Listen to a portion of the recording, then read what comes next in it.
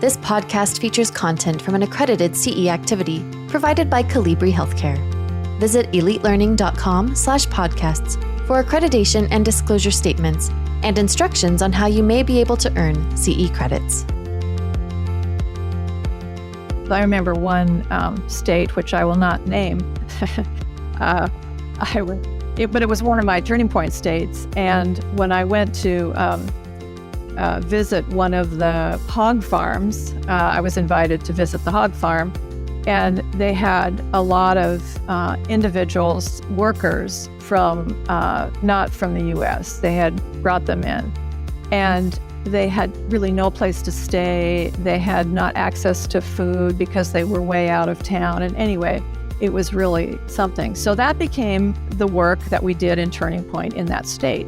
We got that turned around where they had housing, and it was just it was a fabulous example of what you can do by putting people out in the field, people who have policy ideas, but also just what you do and don't do for people, for humans. Hello, everyone. My name is Leanna McGuire, and I will be your host for this Elite Learning podcast series. I'm really pleased to introduce you to Dr. Bobbie Berkowitz. She is Dean Emerita of the School of Nursing at Columbia University, and she has been recognized as a living legend by the American Academy of Nursing. Welcome, Dr. Berkowitz. Thank you.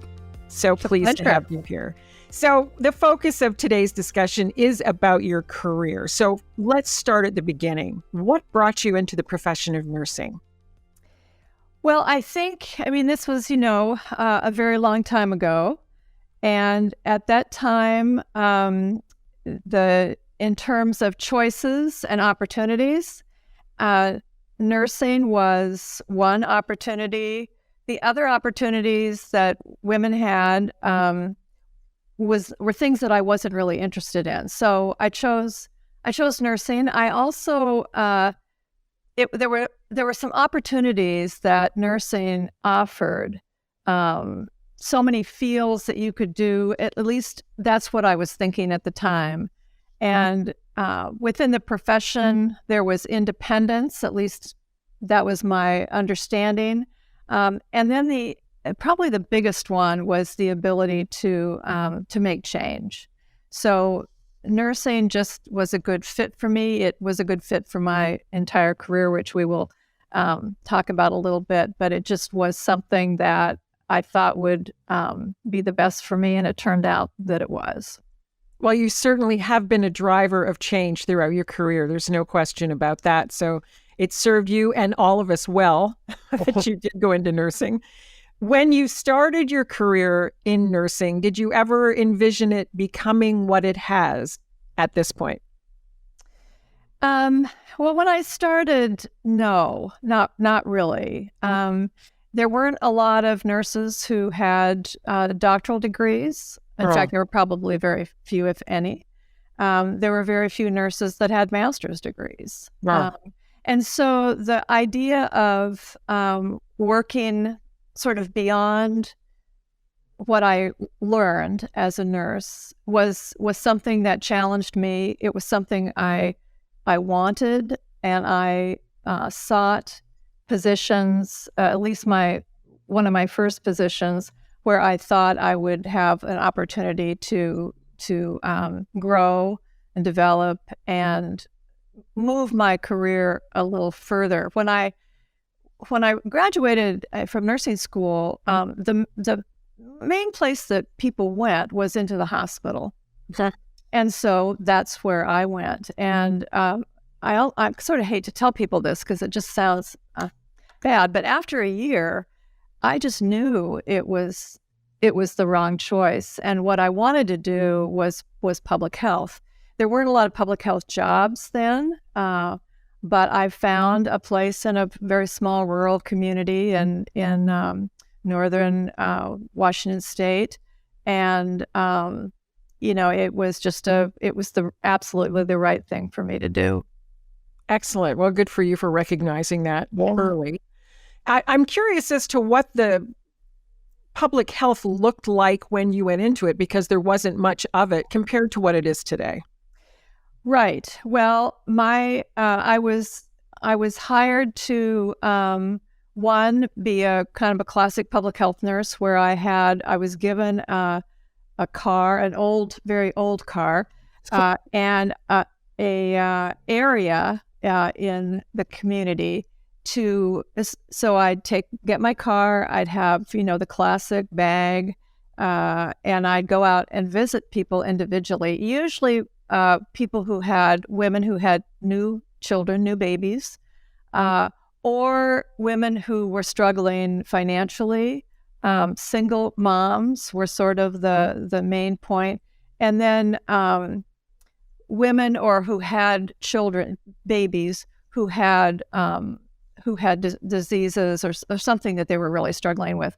So it was, for me, the idea of the freedom to, get on the road and go visit people, really understand what their challenges were, which is different than if you're in the hospital. People are sick, out in the field, they're having challenges, but you have opportunities to sort of change the dynamic for folks. So that's why I went into public health. I had a lot of, from that first time in public health to what for what then I worked into, which was really policy work and working within the Department of Health in Washington State, which wasn't a nursing role. But these were the things that really moved me to a whole different kinds of, work to do. And it was just a really pleasant experience. But I loved that time where I was in that car going to visit families. That's fantastic. It sounds like it gives an opportunity for autonomy. Absolutely. Yeah, that's great. Absolutely. That's wonderful. Yep. Talk to me a little bit more about policy. Why do you feel it's so important? It is, but I'd like to hear from you. Yeah. Well, it was pretty obvious to me when I was working in the health department, where I kind of started out after the hospital, working in the health department, that if you didn't sort of think through what the public health departments ought to be doing, it was easy to get stuck in what was the old way. Right.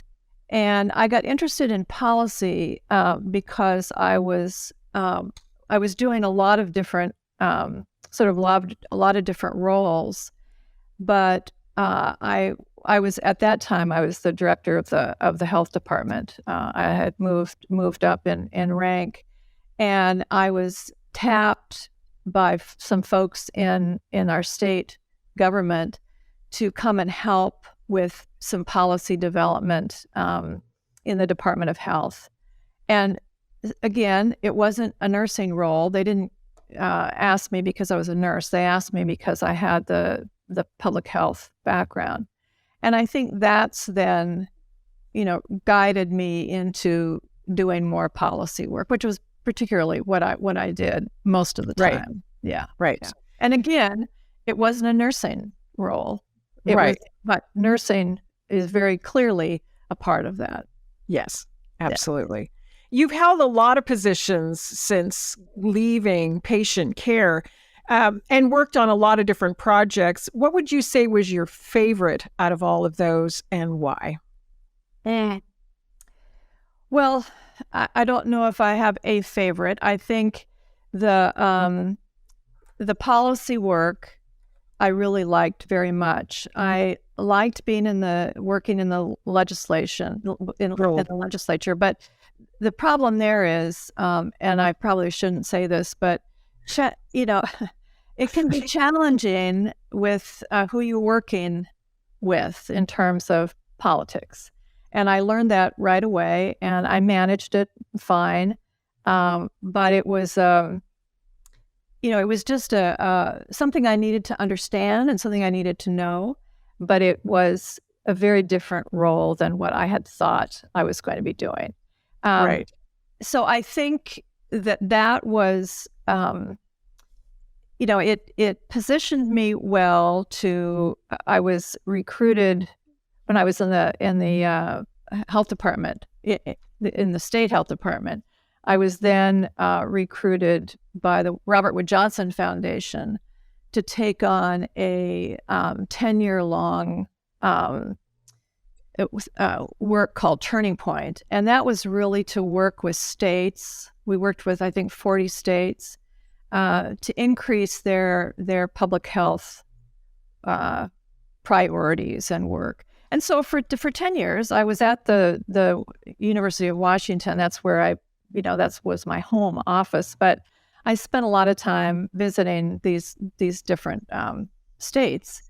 And it was just, so I would say that was really a lot of policy work, but it was also work to really understand what some of these communities were undergoing in terms of doing things for their constituents, but also really struggling with each state had a different sort of idea about policy and about priorities for public health.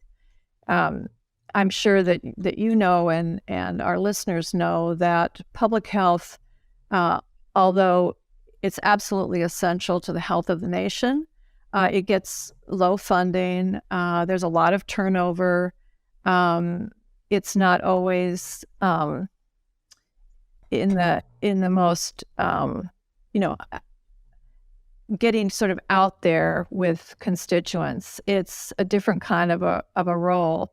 And I think that for me personally, to see it from a different dimension in terms of in this work I did for the Robert Wood Johnson Foundation, it really helped me understand how communities struggle with getting the right resources for public health and the opportunities to work with populations who really need health. I remember one state, which I will not name, but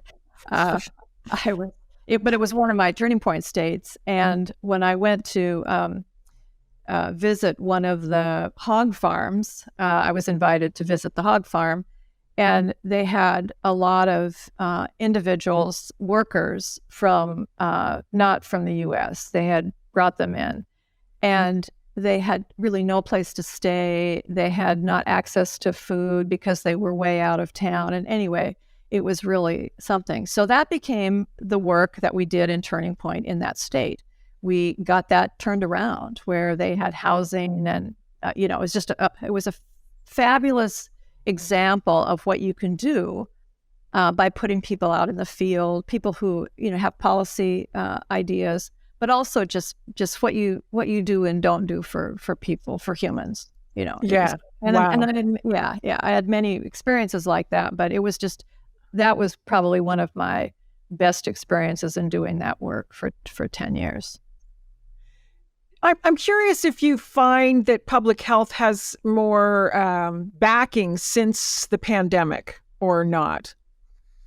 Any thoughts on that? Well, I think some, but again, the role of public health, and it's a very complex system, is pretty much, I would say, unknown to a lot of policymakers. I think that we may not always be articulate. We being, the community of people who love public health may not always be articulate in terms of what we're trying to do for individuals. Generally, health departments are pretty, in terms of funds, or generally don't have a lot of funding. They get it from their state, or, you can do grants and things. But I think, yes, that we have times where public health shines because something really special happens.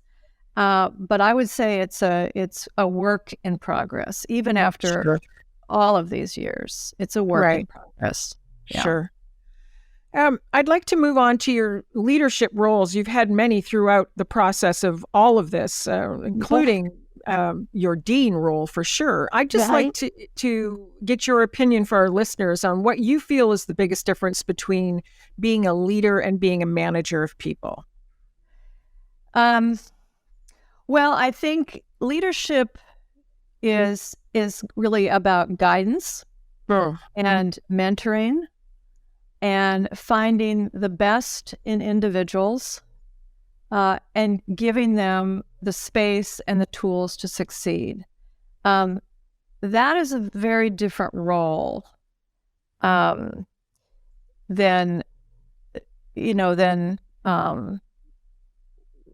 sort of a role that is more management.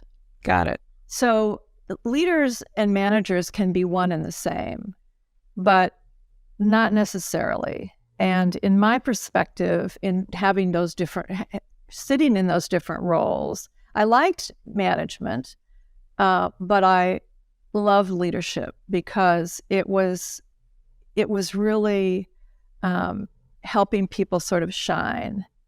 And management is a different product. It's just different. Yeah. So I got the opportunity to do both, and I think if I were to do it all over again, I would do the same thing. I would look for a leadership role. When you're a dean, you're really expected to be a leader, but it doesn't always happen that way.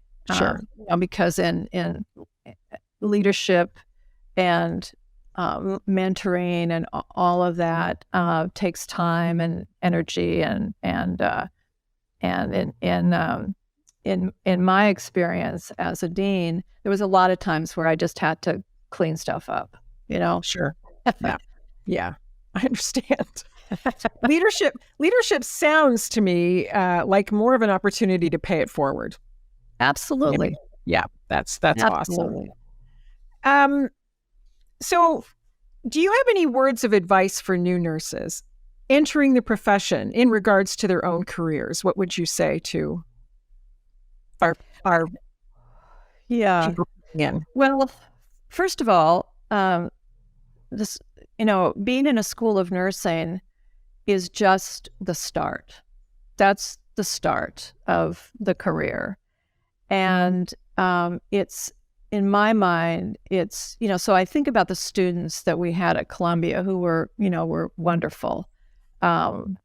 They had such potential and such a drive, but students don't necessarily understand the long term of being in nursing. So to help individuals understand what all the various roles are and what they're being prepared to do, which in my mind is always leadership. I just don't believe that you can be a strong nurse advocate for individuals if you don't have leadership preparation. So I think back to my experience at Columbia, the opportunity to lead a school of nursing at Columbia, it was a super challenging role. I thought I knew a lot about this stuff, but I really learned so much about how to both manage, but also lead with the opportunity to grow and develop both individuals, but also the role of nursing. When you're a dean, you become very, at least I was, very, you begin to understand that most people don't understand what we do. I mean, they get it from the TV or somewhere. They do not understand the magic that nurses can do. And I think that I saw that as my role. And I think trying to solve some challenging problems when working with a team, and all of that work was a wonderful career, and it really helped me understand really the power and the importance of nursing. Fantastic. Well, we're all grateful for your contribution to the profession. I'm an RN as well, so I can say that from my heart. We're very appreciative. I think that really having you on this show is just a great way to start off this podcast, because you are a legend, literally and figuratively, like you are. So, well, I'm just glad that the legend is a living legend. we used to honor people who were wonderful individuals in the academy, but they generally tended to be lost to us for many reasons. Yeah. So living legends it was a great turnaround to do something like that. And it was I was very honored to be seen that way by my colleagues. But Absolutely. I've been in the business for a very long time. And I guess if you stick around long enough, good things happen. That's fantastic. And you actually had your ceremony virtually, I believe, right? That was 2020, correct? Or did you? Yes. And in fact, a camera person came to our apartment here in Seattle and did two different scenarios. One was the living legend, and then another one was my work. And so I had different wardrobes. It was a lot of fun. It was a lot of fun. But it was during COVID, and it was just a different kind of a thing. But yes, well, it was well deserved. We hope that you have enjoyed this episode of Distinguished Careers in Nursing featuring Dr. Bobbie Berkowitz. Thank you so much for joining us. So grateful. We encourage you to continue learning as you shape your own careers by exploring the numerous courses available at elitelearning.com. Thank you for listening. My name is Leanna McGuire for Elite Learning by Colibri Healthcare. This podcast featured content from an accredited CE activity provided by Colibri Healthcare. Visit elitelearning.com/podcasts for accreditation and disclosure statements and instructions on how you may be able to earn CE credits. Take your learning to the next level by subscribing to more podcasts on compelling healthcare topics.